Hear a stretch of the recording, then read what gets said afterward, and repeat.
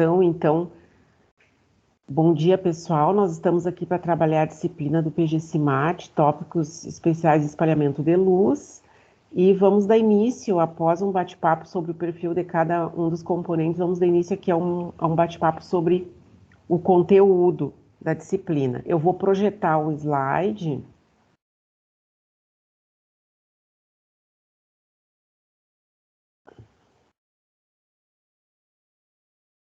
Então, nós temos aqui uma disciplina com 30 horas, né? São 2 créditos. E se a gente fizer 2 horas por aula, nós vamos ter 15 encontros, mas vai ficar dependendo do desenvolvimento do conteúdo e do interesse de vocês. Eu coloquei aqui uma bibliografia atualizada, porque na ementa da disciplina nós temos uma bibliografia um pouco menor. E, claro, hoje em dia com o virtual está um pouco mais difícil de ter acesso a alguns livros. Eu posso, inclusive, verificar o que eu teria disponível, né, que eu possa passar para vocês, se for do interesse, algum material específico. Mas vejam que muitos desses materiais são bastante antigos já, como esse aqui do Vanderloo Hulst, né, o Light Scattering by Small Particles, é muito bom, de 1981. E, claro, eu tenho outras possibilidades aqui, né? Quando vocês tiverem alguma questão, podem se manifestar, tá? De preferência com a voz, que eu não estou vendo ninguém aqui agora. Eu minimizei o nosso aplicativo. Então, se vocês observarem, forem atrás da literatura, vocês vão ver que para espalhamento de luz, tudo se baseia em física básica, depois ela começou a evoluir, né? Mas aqui a gente vai trabalhar mais a questão dos métodos aplicados à matéria mole e alguns outros materiais de interesse. Portanto, eu selecionei com esse sentido a literatura.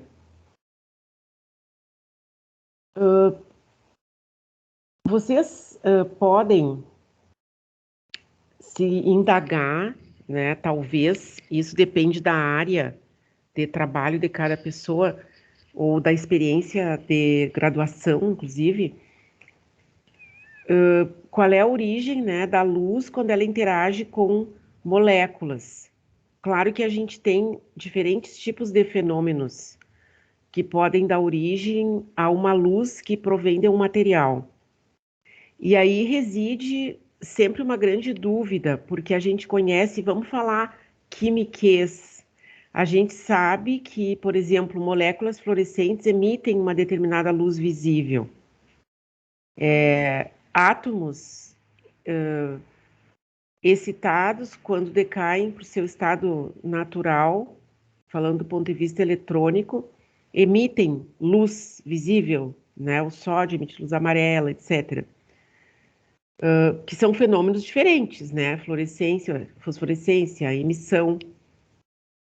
Mas a gente tem também luz proveniente de sistemas moleculares ou sistemas de interesse que é a mesma luz que a gente fornece para o material, né? Um exemplo bem interessante é esse Dark Field Microscopy, onde a gente tem a amostra aqui no slide e vai focar e a gente vai ver uma luz espalhada, né? Aqui então seria uma imagem desse material. Então a gente está vendo luz branca, né, sendo espalhada, vou usar esse fenômeno, essa nomenclatura. Então, a luz espalhada é quando as partículas interagem com a luz, mas essa luz vai ser desviada da sua direção original. Uma molécula que se movimenta aleatoriamente, né, ou uma partícula, através do movimento browniano, por exemplo, num determinado meio, que pode ser ar ou um meio líquido, né, ela vai prescrever uma trajetória e ao longo dessa trajetória ela vai estar, por exemplo, espalhando luz, né? Então, tem dois aspectos aqui, numa trajetória particular, que podem nos auxiliar a entender depois, inclusive, técnicas que usam o chamado espalhamento de luz, porque vamos supor que eu tenho uma partícula aqui fixada, né? Ela, naturalmente, se for atingida por luz, vai espalhar luz. Mas quando ela se movimenta, tem uma trajetória aleatória, vai parar lá no outro ponto, esse movimento ela também vai continuar espalhando luz, né? A gente tem aqui os passos que ela dá. Então, significa que eu tenho como enxergar, entre aspas, através da luz espalhada, tanto aspectos estruturais da partícula, como se ela tivesse estaticamente fixada, ou aspectos dinâmicos da partícula. Inclusive, eu coloquei aqui, né? Eu vou tentar acionar aqui o YouTube, não sei se, acho que funciona. Vamos pular aqui, ó. Então, aqui eu coloquei um filmezinho, né, que mostra as partículas em movimento browniano espalhando luz, certo? Voltemos. Vamos sair daqui agora.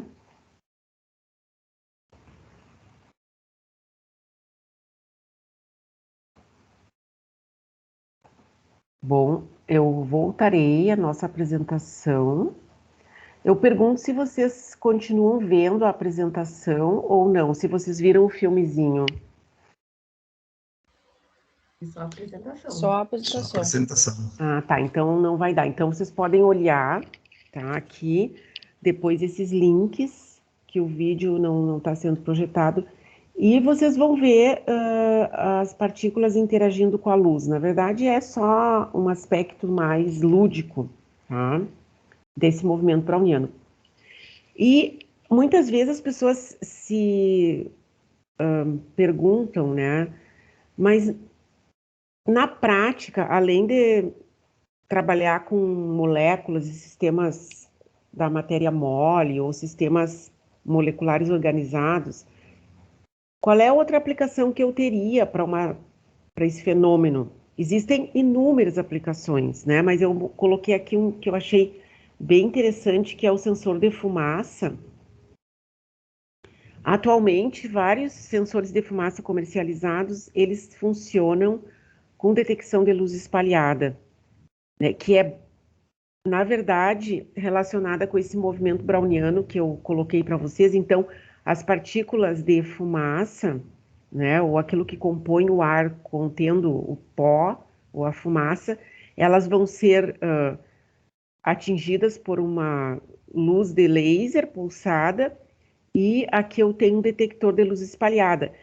É claro que o sistema ele tem uma sensibilidade à existência de particulados no ar. Então, no momento que esses particulados são projetados no ar com determinado tamanho, esse sistema está sempre online, né? Está sempre ativo, ele acaba acionando a detecção.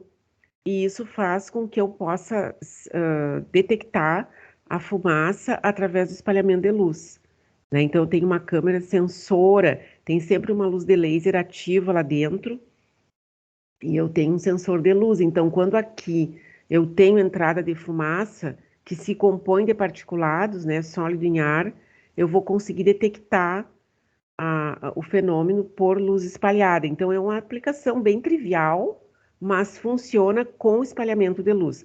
E nesse vídeo aqui também, se vocês depois forem olhar, né, eu não vou entrar agora porque eu acho que a projeção vai ficar ruim, mas também não é tão importante a gente olhar aqui no momento. O importante é vocês entenderem, porque o vídeo mostra esse movimento browniano que está projetado aqui nesses traços vermelhos, né? Para cada partícula. Então, eu tenho partículas em água, né? Várias partículas aqui.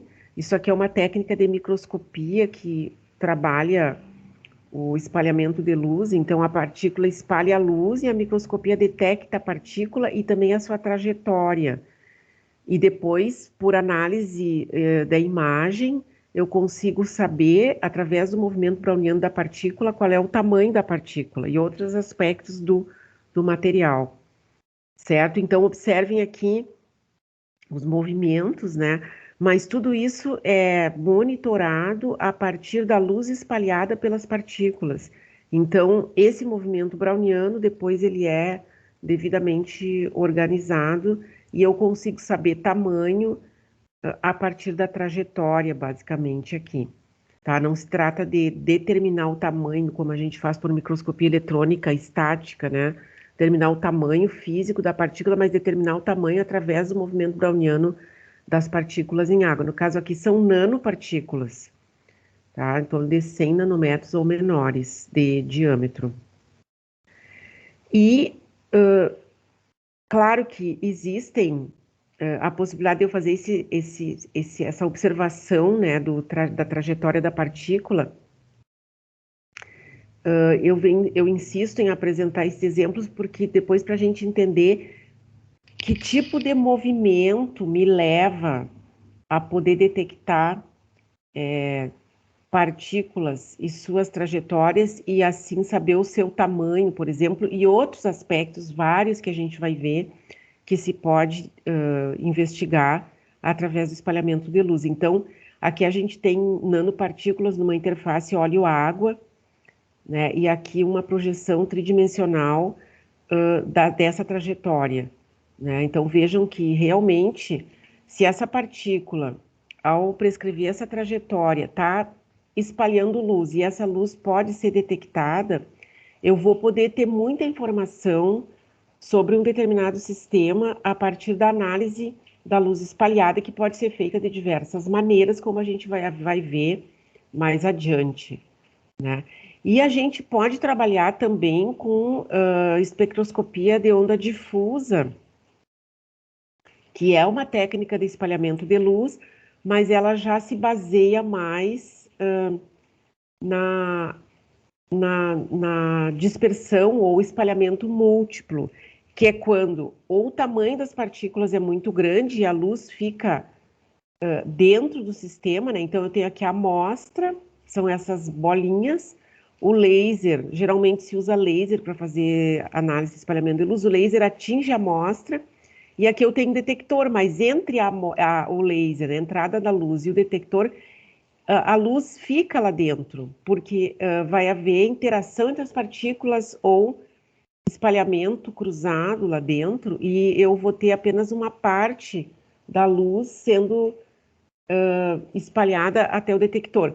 Então, esse tipo de amostra tem um comportamento já mais microscópico, digamos assim, porque geralmente nessas amostras eu consigo enxergar a olho nu um efeito de espalhamento. É como se o sistema ficasse brilhando, né? Se eu tivesse laser, se a luz fosse branca e eu pudesse enxergar o espalhamento desse sistema, eu enxergaria um brilho, né?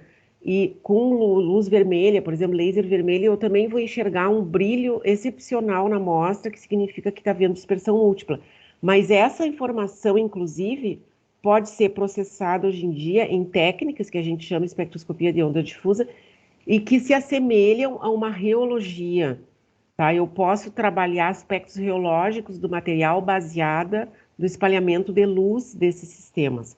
É bastante interessante, a gente pode trabalhar um pouco com isso também mais adiante.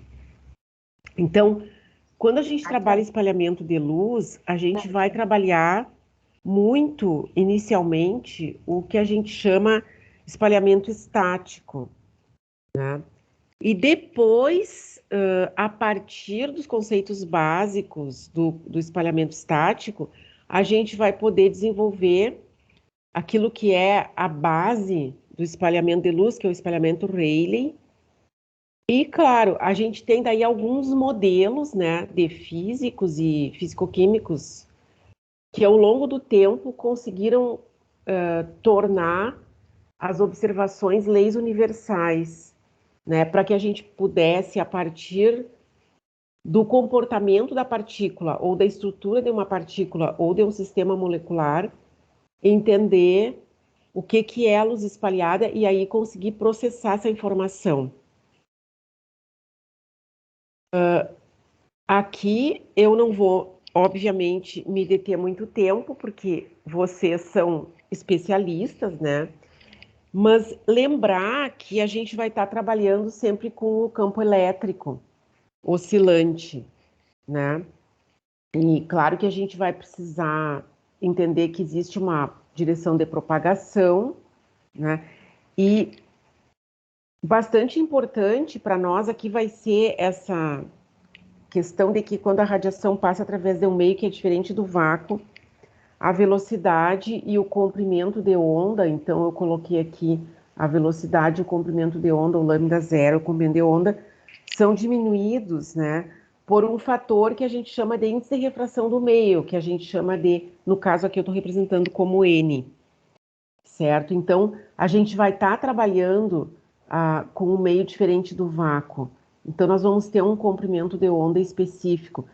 Normalmente, na físico-química, a gente trabalha com a frequência da radiação, até com a cor, porque a gente trabalha com laser, espalhamento de luz, está muito relacionado com a luz visível, né? E a gente trabalha muito com um meio natural, né? O ar ou um líquido, um solvente convencional até, e nós vamos ter sempre um meio diferente do vácuo, e nós vamos trabalhar sempre com comprimento de onda, e geralmente a gente trabalha com a luz, né? Luz verde, luz vermelha, luz azul, mas o comprimento de onda, então, obviamente, ele vai ter que ser corrigido em relação ao vácuo, né? E claro que existe essa questão, né, inicial lá do espalhamento de luz, quando se iniciou a teoria, que é uma discussão sobre o espalhamento de luz por centros espalhadores, né, que vai estar centrada nas oscilações do campo elétrico da radiação. Então, tem vários aspectos da radiação eletromagnética, do campo elétrico da radiação, que são usados na teoria do espalhamento de luz e que explicam o comportamento da luz espalhada. Por exemplo, se a molécula não é esférica como modelo, ela for mais tubular, ela vai espalhar a luz com uma certa polarização. Então, isso tem a ver com o eletromagnetismo, né? Com as ondas eletromagnéticas. Então, a discussão sobre espalhamento ela vai estar sempre centrada nas oscilações do campo elétrico. Então, sempre a gente relembra, né, que para quem quiser estudar mais e entender melhor o espalhamento de luz do ponto de vista teórico, vai ter que revisar aspectos do campo elétrico da radiação eletromagnética. Então, eu coloquei aqui para vocês relembrarem, né, a lei do Coulomb, que a força entre duas cargas separadas por uma distância é proporcional a Q1 vezes Q2 sobre a distância ao quadrado. E aqui esse vetor I está representando a direção desse vetor, né? Mas vejam que eu estou introduzindo aqui já alguns aspectos, né, da permissividade elétrica. Isso aqui seria uma constante, um fator de proporcionalidade, né? A gente tem uma carga presente, a gente tem uma distância entre elas e os conceitos relacionados com a lei do Coulomb, como permissividade elétrica, eles vão voltar em algum momento no tratamento teórico se vocês aprofundarem, certo? E claro que no caso, se essas cargas tiverem em um determinado meio, as propriedades das moléculas, né, as propriedades elétricas no caso, dos componentes, das moléculas que compõem esse meio vão decrescer a sua força relativamente ao valor previamente calculado. Então, é necessário a gente introduzir, por exemplo, essa permissividade no meio, e claro que aqui eu multiplicando um pelo outro eu vou ficar com uma única constante, né? Isso é o que é tratado na física, mas a gente vai sempre trabalhar com vetores, é como aqui a força é um vetor, e a direção desse vetor é ao longo da linha que vai conectar essas duas cargas. Então, essa equação ela vai apenas especificar a magnitude dessa força, né? E a permissividade relativa, que não tem dimensões, né? O εr aqui, ela vai, depois esse produto vai ser igual à permissividade do sistema. Então, só para lembrar vocês que a gente vai estar trabalhando com um campo elétrico. E esse campo elétrico pode ser aplicado a uma carga, né? Que é o que é, digamos assim, mais correto de eu se utilizar no caso do espalhamento de luz, né? Porque eu posso adotar essa premissa de que eu tenho uma força sentida por uma carga quando eu tenho uma luz ou um campo eletromagnético atingindo um sistema particulado ou molecular, né? Então aqui eu representei novamente essa questão que vocês sabem da física, que por definição o campo elétrico vai descrever a força sentida pela carga, né? Então eu tenho a carga Q e o campo elétrico é uma carga unitária, né? Que é considerada aqui como modelo. Então, se a gente considerar uma das cargas, Q1 ou Q2 lá do modelo do Coulomb, e disser que ela é igual a uma carga Q, eu vou ter essa equação aqui, né, que descreve a direção do campo elétrico, perpendicular à direção de propagação do mesmo, e para o espalhamento de luz, então, eu vou tratar essa relação da carga com o campo elétrico, eu vou tratar como um campo elétrico. Então, para o espalhamento de luz vai interessar o campo elétrico, né? E a sua natureza oscilante, que é aquela descrição clássica que a gente tem do campo elétrico se propagando numa certa direção, no caso aqui é na direção X, né? Estou descrevendo de uma maneira matemática. E o E0 é o vetor com a magnitude igual à amplitude máxima do campo. Então, isso aí é da física, né? E vocês sabem essa questão. Como o X é na direção da propagação, então o campo elétrico vai se situar no plano YZ, né? E eu poderia separar dois componentes aqui, o Y e o Z. Eu até corrigi os slides, eu acho que na hora de gravar o programa com o qual eu escrevi as fórmulas gravou errado, né? Copiou uma fórmula no lugar do campo Z aqui, depois vocês podem corrigir, né? Então, claro que a gente vai estar trabalhando também com polarização da luz. Tá? Eu não vou, obviamente, trabalhar a parte teórica hard, assim, porque não é a minha área, eu não conheço bem o assunto, mas eu coloco essas questões sobre o campo elétrico, a origem, né, do tratamento clássico do campo elétrico, porque é basicamente comportamento do campo elétrico sobre a molécula e como que ele é produzido depois que vai gerar a luz espalhada. Porque quando eu comecei a trabalhar com o assunto, como luz espalhada, fenomenologicamente falando, por moléculas ou sistemas de interesse, eu sempre me perguntava a natureza física da luz espalhada, né?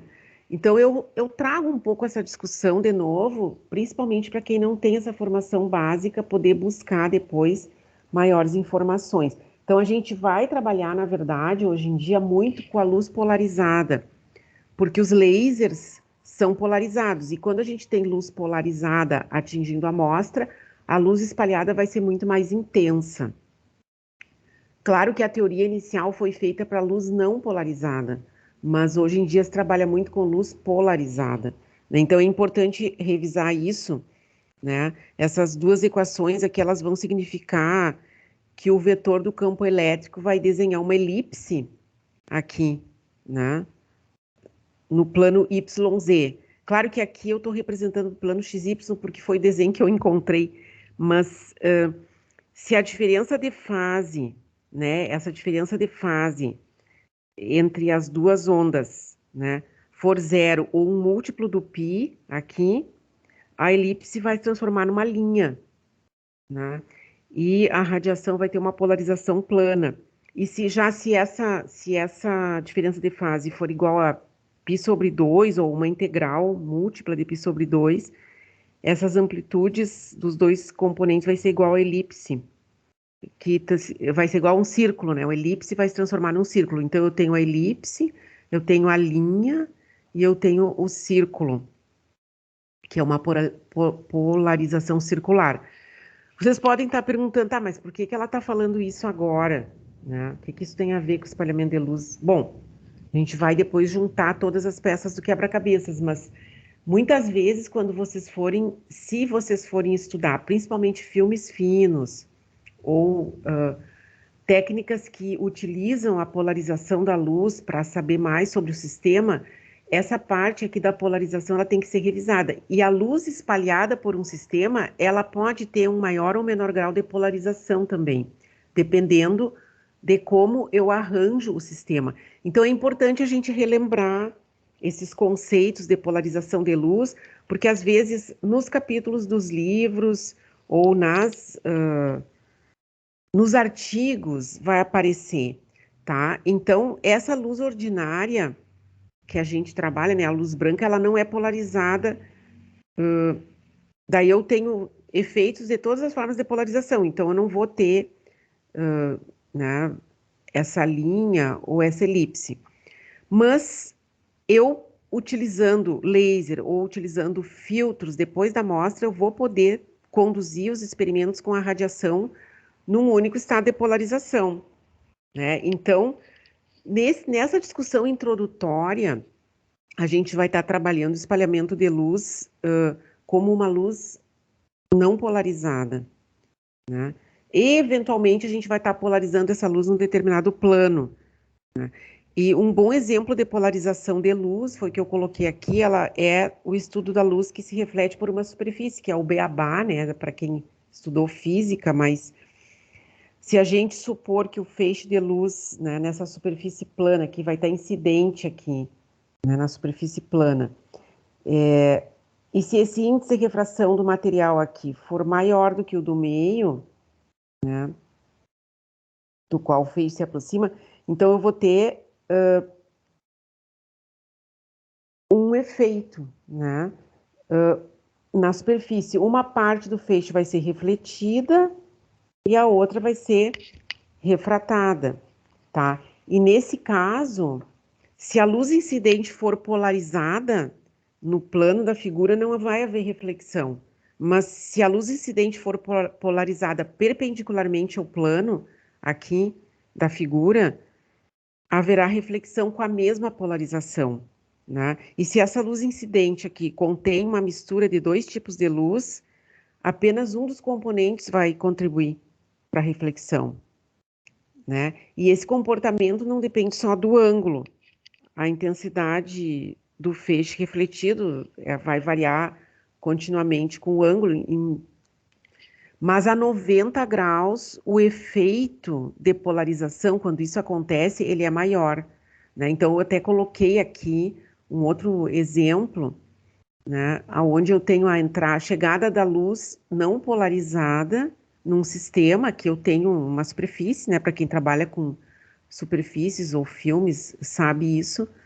Eu vou ter a polarização parcial aqui, né, da luz. Por que eu estou falando isso agora e falando isso numa cadeira que deve tratar de espalhamento de luz?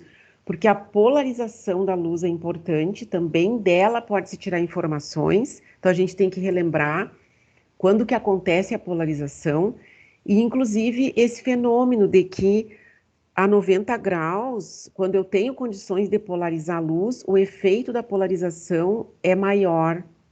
Então, isso vai mostrar para nós, de certa forma, por que experimentos de espalhamento de luz que usam um ângulo fixo de observação da luz sempre usam a 90 graus, que são esses equipamentos comerciais mais comuns, né? Sempre tem dois ângulos, 90 graus ou 135, ou um ângulo baixo e 90 graus, o ângulo de observação da luz em relação ao feixe incidente, né?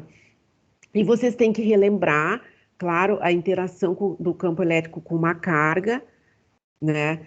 Se a gente considerar uma carga livre para se mover num campo, essa carga vai experimentar uma força, né, que acelera com o campo.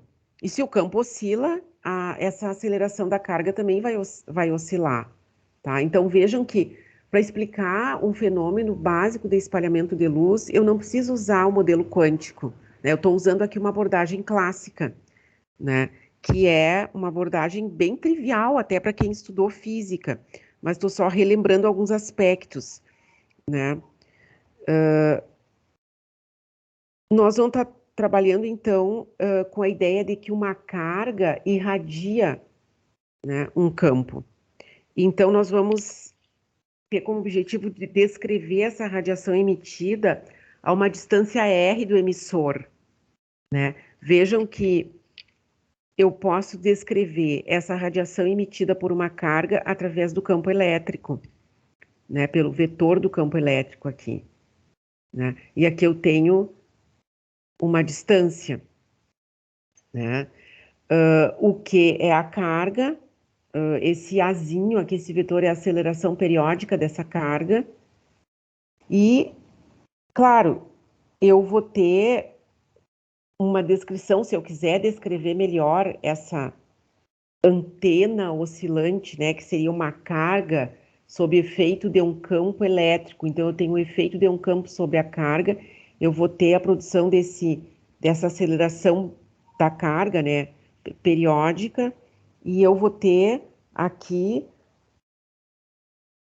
uma descrição geométrica, né, que coloca aqui os ângulos entre a linha ao longo da qual esse R, essa distância é medida, né, e os eixos x, y, z. Então, eu tenho esses ângulos aqui, φx, φy, φz.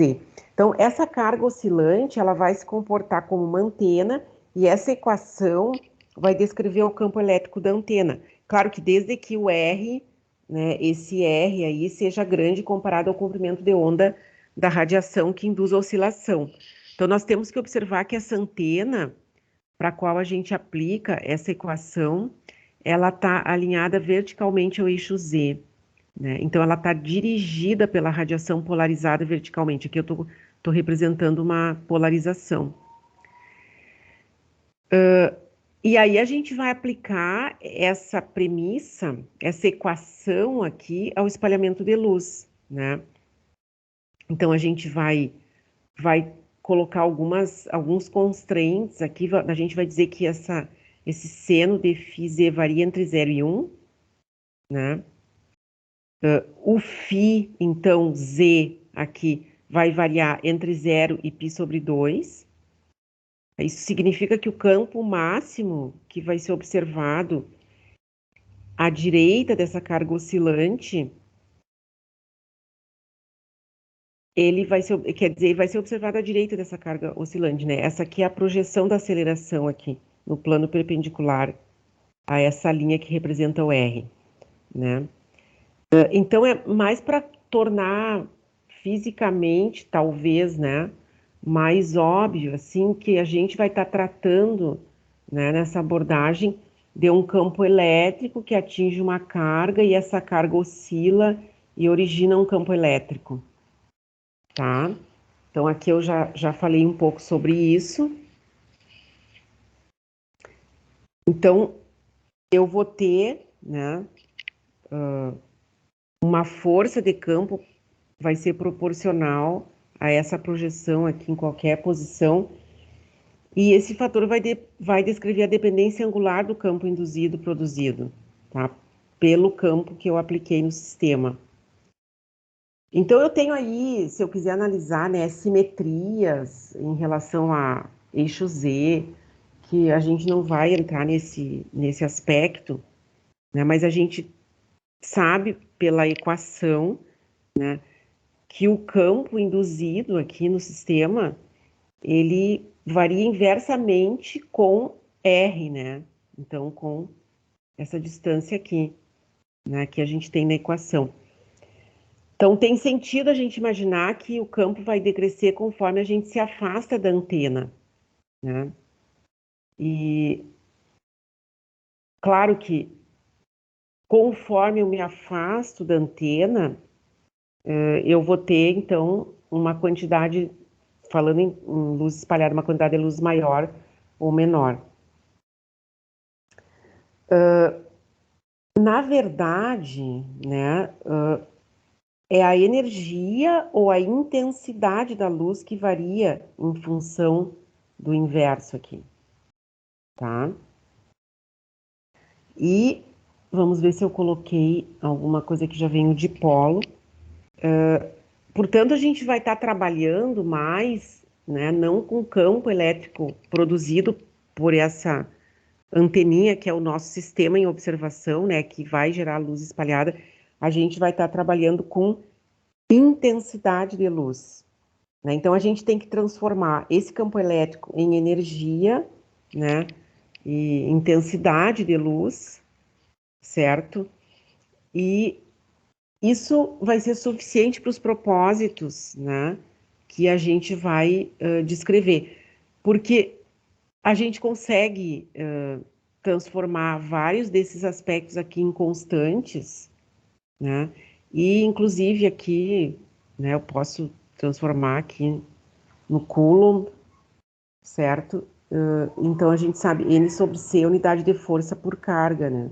Então a gente vai estar trabalhando em tese, com a ideia de que um sistema molecular ou um sistema nanométrico, uma partícula, vai receber um campo elétrico, geralmente ele está polarizado, essa partícula vai funcionar como uma fonte de outro campo elétrico, né? Que eu vou induzir um campo elétrico naquela partícula. Então, como eu tenho essa projeção espacial, né, do campo elétrico produzido, eu vou ter luz espalhada em determinadas direções e em algumas direções com maior intensidade ou maior energia, que é aquilo que eu vou trabalhar. Então, o que é importante, né, ficar, né, de maneira genérica? Eu tenho como se fosse uma antena que está sendo influenciada, que seria a minha partícula, né?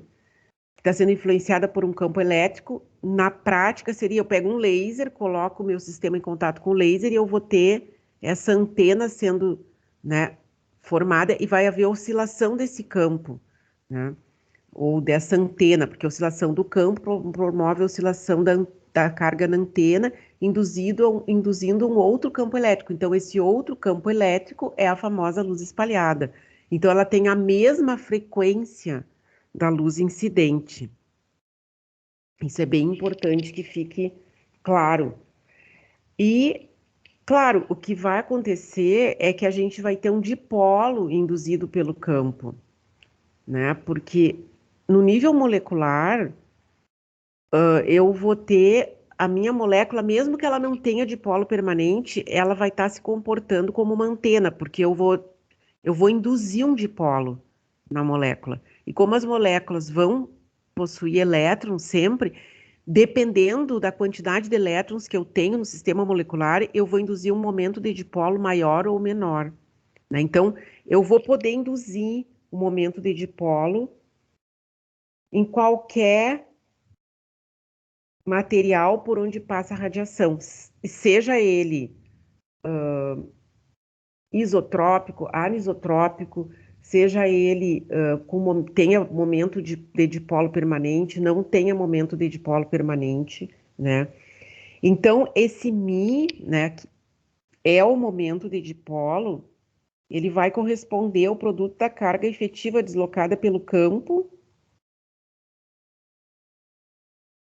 com sua distância de separação da carga oposta. Então, nos sistemas moleculares, o que a gente tem é a polarizabilidade molecular, né? Eu estou induzindo, eu tenho um campo elétrico que induz um momento de dipolo, né? E a polarizabilidade, ela vai medir a facilidade com a qual eu polarizo a molécula sob efeito de campo elétrico. Então, existem sistemas que têm pouca polarizabilidade, então eles vão ter pouca luz espalhada. Aqueles que se polarizam mais vão ter mais luz espalhada, né? Então, essa polarizabilidade, ela vai medir essa facilidade com a qual eu induzo uma polaridade no sistema molecular. Veja que a gente está enxergando aqui apenas uma molécula, né? Ou um pontinho, como se fosse aquele pontinho foi atingido pelo campo elétrico, ele sofreu uma polarização, né? E aí ele tem ele induz um momento de dipolo. E vejam que aqui a gente tem as unidades, né, do momento de dipolo como sendo Coulomb quadrado vezes metro sobre Newton. Então, é bem relacionado com a física fundamental, né? O que a gente faz para tentar entender classicamente o espalhamento de luz do ponto de vista teórico, né? Não se preocupe que depois vem muito exemplo, mais tarde. A gente vai imaginar a molécula no sistema de coordenadas e a gente vai poder obter uma expressão para esse momento de dipolo, né? Veja, essa expressão aqui aparece em tudo que é livro didático, livro-texto, assim, sobre a origem do espalhamento de luz, a origem, né, física do tratamento do espalhamento de luz, né? Então vejam que eu coloquei, né, a expressão aqui dentro e obtive essa expressão para polarizabilidade. Então, um momento de dipolo, esse μ aqui, né, que é representado aqui como um vetorzinho, ele pode ser considerado como o produto da distância entre duas cargas, e aí a gente vai ter a magnitude da carga aqui, Q, né? E aí a gente vai evoluindo, né?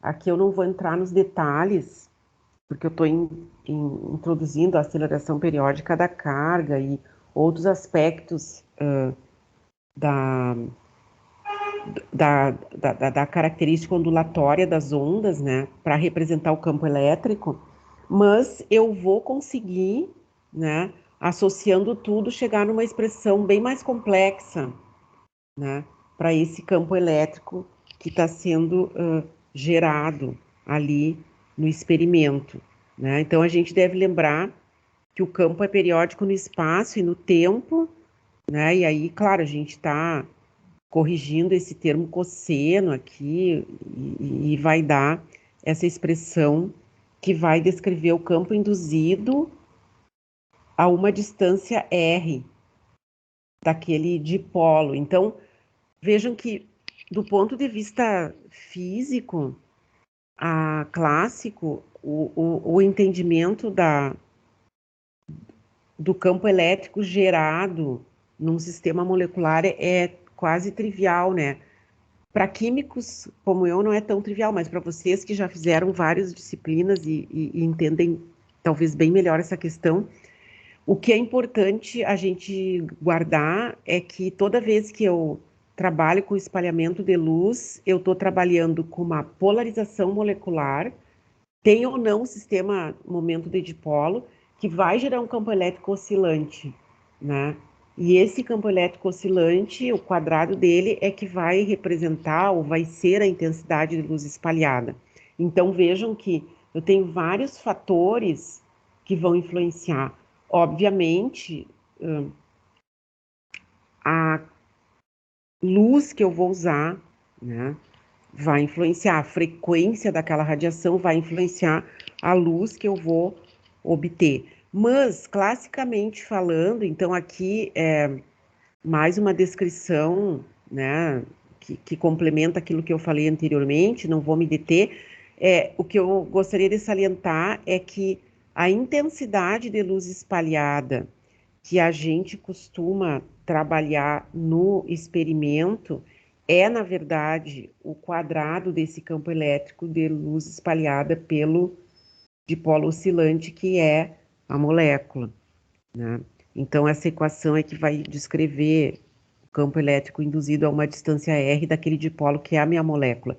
E a intensidade de luz espalhada, ela vai estar diretamente relacionada com o quadrado desse campo. Isso aqui é bem importante para quem quiser depois trabalhar a teoria, né? Mas O clássico mesmo, depois dessa breve introdução, é que o espalhamento de luz, ele é tratado como espalhamento Rayleigh, né, que foi a primeira das teorias a ser estudada, e pode ser aplicada tranquilamente para qualquer centro de espalhamento relativamente pequeno quando comparado à luz incidente, tá? Se a gente tiver partículas grandes, eu vou necessitar algumas correções. E até eu gostaria de comentar com vocês, porque uma das dúvidas que sempre surge quando a pessoa está trabalhando com, por exemplo, nanopartículas para fazer determinação de tamanho, por espalhamento de luz. O que acontece nesses casos? Muitas vezes se fica em dúvida qual o tamanho que eu posso medir, né? E isso tem a ver com a luz que eu estou usando, além de outros fatores. Então, veja, se eu estou usando luz visível, a minha partícula não pode ter mais do que 500 nanômetros de diâmetro, né? Porque é mais ou menos, digamos assim, para um espalhamento clássico, né? Se eu tiver partículas muito grandes, aí eu vou ter outros tipos de correções que vieram a partir da aplicação das teorias. Certo? Então, essa é a primeira das muitas teorias que, se alguém for estudar, vai estudar. E, se quiser entender bem a teoria, tem que começar por aí. Vamos pensar em termos de moléculas bem simples, né? Gases. Né? Quando uma radiação incide uma molécula, uma certa fração vai sofrer esses processos que a gente viu anteriormente, né? E vai haver espalhamento de radiação por um dipolo. Eu poderia falar emissão, mas eu acho que emissão é um pouco equivocado. É emissão, mas não é a emissão clássica, aquela que tem interação com os níveis de energia da molécula, né? Então, falar de espalhamento. A luz que não vai interagir vai continuar passando pelo sistema, tá? E vai conservar suas características originais. Vai ser a luz transmitida, né? Ela vai ser atenuada em relação à luz incidente, claro, porque uma parte dessa luz vai sofrer interferência e vai ser espalhada. Então, não é absorção, não envolve transições entre estados quânticos, tá? Isso que é importante vocês gravarem, certo? E essa equação de Rayleigh, que é apresentada aqui para a luz espalhada, vejam que esse I, para mim, é intensidade de luz e o S é scattered, né? Espalhada. Então, eu tenho a intensidade de luz incidente, é o I maiúsculo, com o zerinho, e o I minúsculo. S é a intensidade da luz espalhada, por unidade de volume, tá? Então, aqui entram aquelas dimensões que aparecem nas equações, né? Mas é importante a gente olhar o seguinte, ó, que na verdade eu estou trabalhando aqui com uma normalização, né? Ou seja, eu olho o que saiu em relação ao que entrou. Então, a equação de Rayleigh, essa que está apresentada aqui, ela é derivada de diversos passos, né? Ele é apresentada dessa maneira, né? Mas vejam aqui, tem 3 aspectos que eu gostaria de ressaltar. Além do fato de que aqui eu tenho a intensidade de luz espalhada pelo sistema molecular, aqui eu tenho um M maiúsculo. Isso aqui é massa molecular ou massa molar. Aqui o ρ é a densidade do material. E aqui o N é o índice de refração. Então vejam que numa primeira olhada assim, para a equação de Rayleigh, eu posso ver o seguinte, ó, que a intensidade da luz que o meu sistema vai espalhar é inversamente proporcional a esse R aqui, é inversamente proporcional ao comprimento de onda da luz elevado à 4ª potência. Vejam, então, quanto menor esse valor, maior essa intensidade, vice-versa, né? Então, vejam, se eu usar luz de diferente comprimento de onda, eu vou influenciar, né, a intensidade. A densidade do sistema também vai influenciar, mas vejam que a massa molecular, aqui já aparece, vai influenciar essa intensidade. Certo? Então, é bem importante a gente entender, e eu até coloquei aqui uma cópia do Riemens, né, que é o livro onde ele trata bem a dedução da equação do Rayleigh, né? Claro que a gente não vai olhar isso aqui agora, mas vejam que são vários passos, né, que vai fazer a avaliação da intensidade da luz espalhada por um ponto naquele ângulo, aí a luz incidente, e assim sucessivamente ele vai modificando a equação até chegar na equação final, né? Que é essa que eu coloquei aqui, certo? Então, se vocês tiverem interesse, né, para dar uma olhada nisso aí, é bem bacana. E, claro, do ponto de vista prático, falando assim, fenômenos conhecidos de todo mundo, né? Porque que a luz do céu é azul, é espalhamento Rayleigh, né? A intensidade espalhada em comprimentos de onda pequenos vai ser 16 vezes maior por conta dessa dependência aqui na equação do que aquela do comprimento de onda grande, né? E o componente azul é espalhado em muito maior proporção, né? Mas quando cai o sol, a gente vai ver uma luz mais a luz transmitida, né? Aí, como o azul já foi removido por espalhamento, o céu pode ficar avermelhado, né?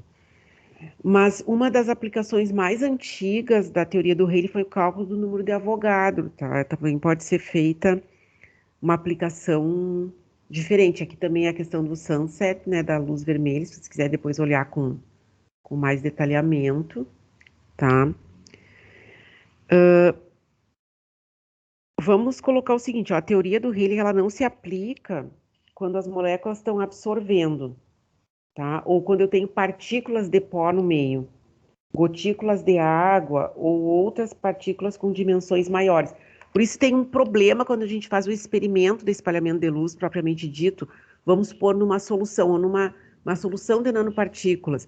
Se eu tiver uma partícula de pó bem maior que a nanopartícula, ela vai interferir na luz espalhada. Eu vou ver a luz espalhada pelo pó, tá? Então, é importante a gente entender que a gente não vai poder aplicar a teoria, ou seja, não vai poder trabalhar a intensidade da luz espalhada quando eu tiver pó ou no ar, por exemplo, gotículas de água, né?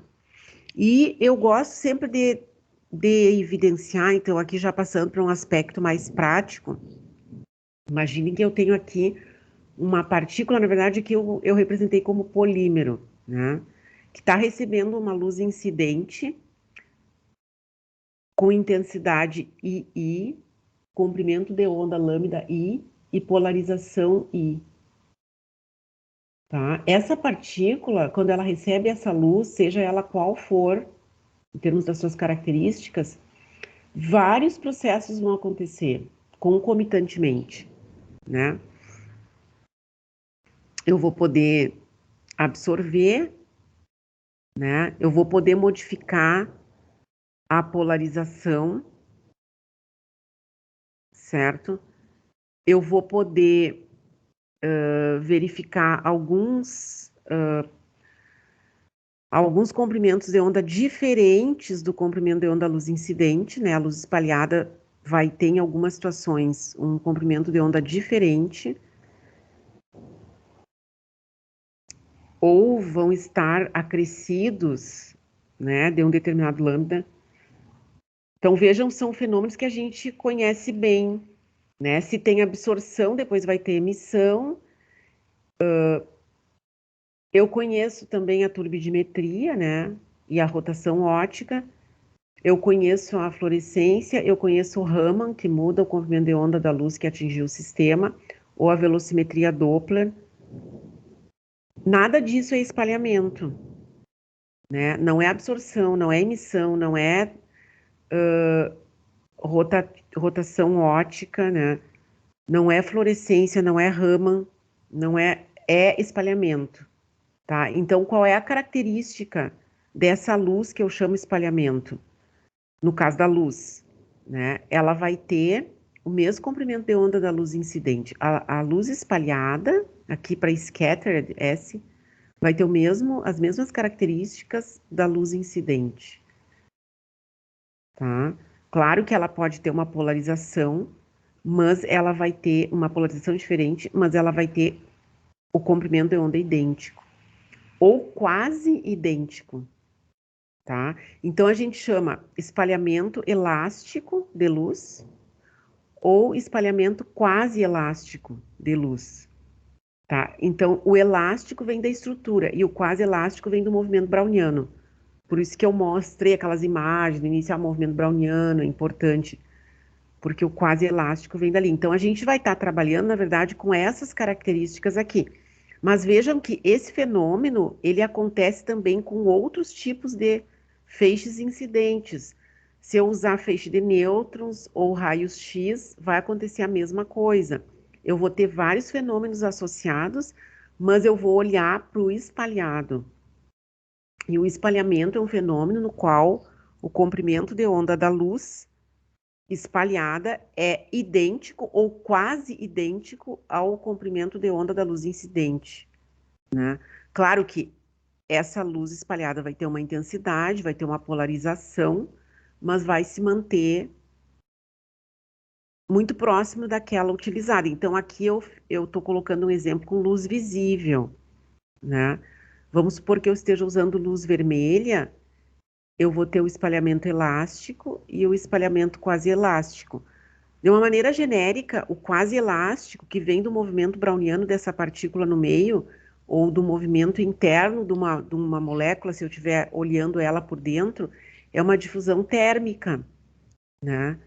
Então, é quase como se fosse uma modulação daquele sinal, né? Daquele comprimento de onda, né? E nesse caso, quando eu tenho quase elástico, se eu fizer um tratamento matemático adequado, eu vou conseguir obter um espectro, né, na frequência, se for de interesse, se eu tiver as condições para fazer isso do ponto de vista computacional, né? Então, esse quase elástico, essa difusão, ela pode ser transformada num espectro, né? Enquanto que o espalhamento elástico, aqui é uma foto do nosso equipamento, ele vai ter exatamente o mesmo comprimento de onda da luz incidente, tá? E ele não tem modulação de frequência, né? Então, ele vai estar sendo espalhado como lambda S, certo? Então vejam aqui, esse esquema é conhecido de vocês, mas vamos voltar lá, né? Se a gente olhar aqui os níveis de energia vibracional no sistema molecular, a gente consegue estabelecer alguns parâmetros para entender aonde que se situa o espalhamento, né? Porque enquanto que por exemplo, a absorbância, né, infravermelho, aqui eu tenho a excitação entre níveis, eu preciso fornecer exatamente aquela energia, e eu poderia ter colocado aqui outros fenômenos que acontecem de absorção de energia quando eu uso um laser, mas eu coloquei só a absorbância, para vocês lembrarem que ele é quantizado, e o Rayleigh e o Raman, tá? Porque o que vocês conseguem observar nesse esquema? Que quando eu trato de espalhamento Rayleigh, o que eu faço? Eu realmente vou excitar o sistema, do ponto de vista da interação com a radiação, mas para um estado de energia virtual, ou seja, ele não está previsto aqui. Então, a energia que eu forneço é a mesma que o sistema vai me dar, ou quase a mesma, né? Então, eu tenho espalhamento Rayleigh. E isso serve também para Raman, né? Se eu forneço para um nível de energia virtual, mas ele decai para um nível de energia real, eu vou ter um espalhamento diferente daquele inicial, com comando de onda diferente ou energia diferente do fornecido, para um lado ou para outro. Então vai ser o Raman Stokes and Stokes, que é espalhamento. Por quê? Porque no Raman também Eu estou fornecendo aquela energia, o sistema se excita molecularmente para um estado de energia virtual que não está previsto quanticamente e ele se desexcita, certo? Então, por isso que o Raman é também considerado um espalhamento, certo? Então, eu coloquei aqui, eu gosto de usar essa imagem porque ela é uma imagem que me dá espalhamento de luz por comprimento de onda, né? Então vejam aqui, é como se eu tivesse colocado um filtro entre a amostra e o detector. E esse filtro vai me dar um espectro. Então eu tenho a luz espalhada pelo sistema molecular, eu coloco um filtro entre a amostra e o detector e eu obtenho um espectro, tá?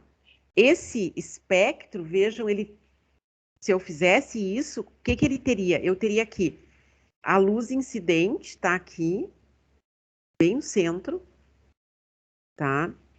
Aí eu vou ter o espectro Rayleigh, e vejam que acompanha o Rayleigh o brilhoin ou brilhoin em francês, né? Que também é luz espalhada, que eu não coloquei anteriormente, porque o brilhoin é uma é um fenômeno que está relacionado com a passagem do som no sistema, né? E esse deslocamento, há um deslocamento em relação ao comprimento de onda central, que é o Rayleigh, né? Mas o próprio Rayleigh tem uma largura, né? Que é devido à dinâmica das partículas. Então, eu tenho o Rayleigh, o Brillouin e o Raman, o Stokes e o anti-Stokes. Então, tudo isso aqui eu obtive apenas da seguinte maneira: eu peguei um laser, coloquei o meu sistema num porta-amostras, fiz o laser chegar lá e observei a 90 graus do ângulo de incidência daquele laser a intensidade da radiação espalhada. Aí eu fui lá e verifiquei quais são os componentes em termos de frequência ou comprimento de onda que estão saindo dali, certo? Então, a luz que está sendo espalhada, se a gente for falar em cor, ela tem a mesma cor da luz incidente, mas ela contém toda essa informação, né? Então, é um espectro de luz espalhada de uma mistura de dois fluidos, por exemplo, eu posso chegar a trabalhar dessa maneira. Se eu tiver condições, um monocromador, alguma coisa que me dê esse espectro, certo? Então, vejam que essa teoria do Rayleigh, ela não vai se aplicar nessas condições que eu já comentei, né?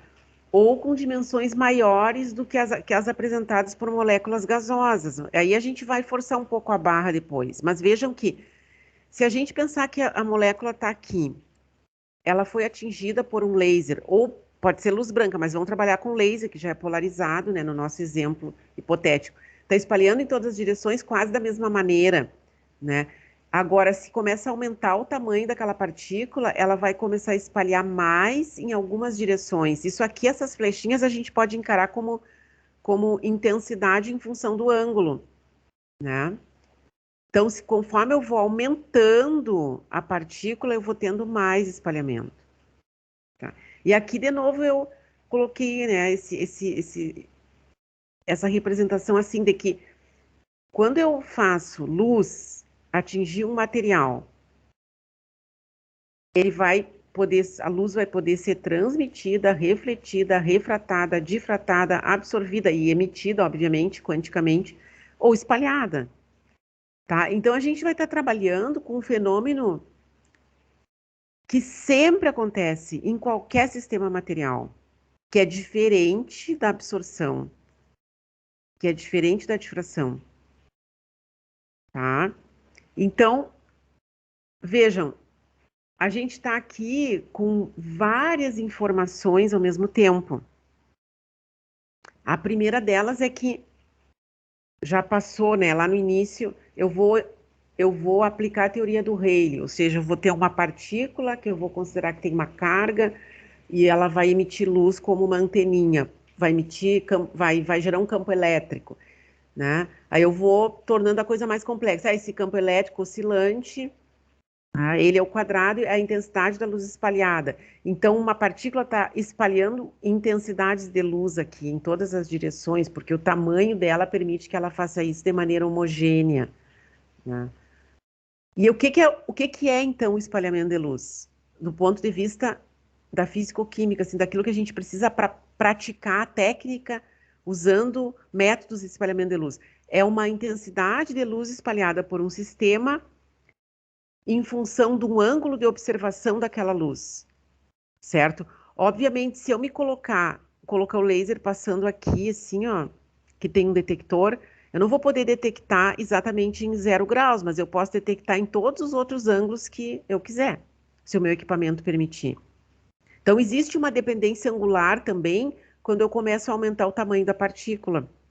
E isso vai explicar depois como que eu consigo tirar informações estruturais daquele sistema a partir desse experimento, ou de um experimento de espalhamento de luz, né? Não apenas tamanho e outras coisas, mas também informações estruturais. Eu vou parar por aqui, pessoal, e a gente vai, daí no próximo encontro, trabalhar essa questão